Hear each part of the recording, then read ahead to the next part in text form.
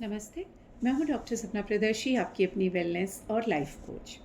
आइए अब हम सब मिलकर दशम अध्याय का पाठ आरंभ करते हैं। यह शुंभ वध का वर्णन करता है। मैं मस्तक पर अर्धचंद्र धारण करने वाली शिव शक्ति स्वरूपा भगवती कामेश्वरी का हृदय में चिंतन करती हूँ। वे तपाए हुए स्वर्ण के समान सुंदर हैं। सूर्य, चंद्रमा और अग्नि, ये ही तीन उनके नेत्र हैं तथा वे अपने मनोहर हाथों में धनुष, बाण, अंकुश, पाश, शूल धारण किए हुए हैं। ऋषि कहते हैं, हे राजन, अपने प्राणों के समान प्यारे भाई निशुंभ को मारा गया देखकर सारी सेना का संहार होता जान शंभु ने कुपित होकर कहा, दुष्ट दुर्गे, तू बल के अभिमान में आकर झूठ मुठ का घमंड न दिखा। तू बड़ी मानिनी बनी हुई है ना, किंतु दूसरी स्त्रियों के बल का सहारा लेकर लड़ती है। देवी बोली, ओ दुष्ट, मैं अकेली ही हूं। इन संसार में मेरे सिवा दूसरी कोई और नहीं है। देख, ये मेरी ही विभूतियां हैं, ये मेरी ही शक्तियां हैं, अतः मुझ में ही प्रवेश कर रही हैं। उसके पश्चात ब्रह्माणी आदि समस्त देवियां अंबिका के देवी के शरीर में लीन हो गईं।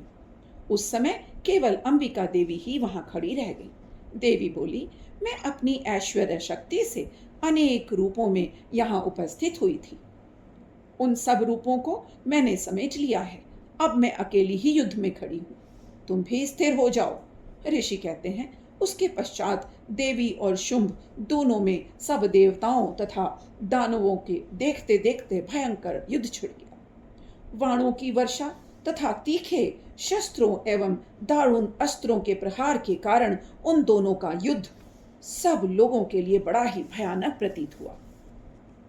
उस समय अंबिका देवी ने जो सैकड़ों दिव्य अस्त्र घोड़े उन्हें दैत्यराज शुंभ ने उनके निवारक अस्त्रों द्वारा काट डाला। इसी प्रकार शुंभ ने भी जो दिव्य अस्त्र चलाए उन्हें परमेश्वरी ने भयंकर हुंकार के शब्द मात्र से ही आच्छादित करके खिलवाड़ में ही नष्ट कर दिया। तब उस असुर ने सैकड़ों बाणों से देवी को आच्छादित कर दिया।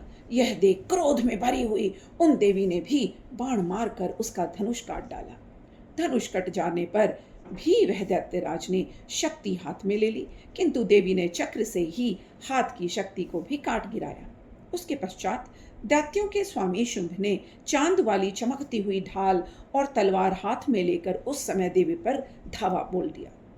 उसके आते ही चंडिका ने अपने धनुष से छोड़े हुए तीखे बाणों द्वारा उसकी सूर्य किरणों के समान उज्जवल ढाल और तलवार को तुरंत ही काट डाला। पल भर में ही उस तलवार को नष्ट कर दिया। फिर उस दैत्य के घोड़े और सारथी मारे गए। धनुष तो पहले ही कट चुका था। अब उसने अंबिका को मारने के लिए उद्दंत होकर भयंकर मुदगर हाथ में ले लिया।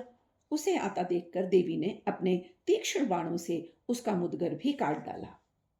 तिस पर वह असुर मुक्का तान कर बड़े वेग से देवी की ओर झपटा। उस दैत्यराज ने देवी की छाती में मुक्का मारा। तब उन देवी ने भी उसकी छाती में एक चांटा जड़ दिया। देवी का थप्पड़ खाकर दैत्यराज शुंभ पृथ्वी पर ही गिर पड़ा, किंतु वह पुनः सहसा पूर्वपरत उठकर खड़ा हो गया। फिर वह उछला और देवी के ऊपर जाकर आकाश में खड़ा हो गया। तब चंडिका ने आकाश में भी बिना किसी आधार के ही शुंभ के साथ युद्ध करना प्रारंभ कर दिया। उस समय दैत्य और चंडिका का आकाश में एक दूसरे से लड़ने लगे। उनका वह युद्ध पहले सिद्ध और मुनियों को विस्मय में डालने वाला हुआ। सब आश्चर्यचकित हो गए। फिर अंबिका ने शुंभ के साथ बहुत देर तक युद्ध करने के पश्चात उसे उठाकर घुमाया और पृथ्वी पर पटक डाला। पटके जाने पर पृथ्वी पर आने के बाद वह दुष्ट आत्मा दैत्य पुनः चंडिका का वध करने के लिए उनकी ओर बेग से आगे की ओर दौड़ा। तब समस्त दैत्यों के राजा शुंभ को अपनी ओर आते देखकर देवी ने त्रिशूल से ही उसकी छाती छेद कर उसे पृथ्वी पर गिरा दिया। देवी की शूल की धार से घायल होने पर उसके प्राण पर पखेरु उड़ गए और वह समुद्रों, द्वीपों, पर्वतों सहित समूची पृथ्वी को कपाता हुआ भूमि पर आ पड़ा। उसके पश्चात उस दुरात्मा के मारे जाने पर संपूर्ण जगत प्रसन्न एवं पूर्ण स्वस्थ हो गया। आकाश स्वच्छ दिखाई देने लगा। पहले जो उत्पात सूचक मेघ और उल्कापात हो रहे थे वे सब अब शांत हो गए। उस दैत्य के मारे जाने पर नदियां भी ठीक मार्ग से बहने लगी। उस समय शुंभ की मृत्यु के बाद संपूर्ण देवताओं का हृदय हर्ष से भर गया। वे गंधर्व गण मधुर गीत गाने लगे, दूसरे गंधर्व बाजे बजाने लगे और अप्सराएं नाचने लगी। पवित्र वायु बहने लगी, सूर्य की प्रभा उत्तम हो गई, अग्निशाला की बुझी हुई आग अपने आप प्रज्वलित हो उठी तथा संपूर्ण दिशाओं के भयंकर शब्द शांत हो गए। इस प्रकार श्री मार्कंडेय पुराण में सार्वणिक मनवंतर की कथा के अंतर्गत देवी महात्म्य में शुंभ वध नामक 10वां अध्याय संपूर्ण हुआ। ओम श्री दुर्ग दुर्गाय नमः। ओम श्री दुर्ग दुर्गाय नमः। ओम श्री दुर्ग दुर्गाय नमः।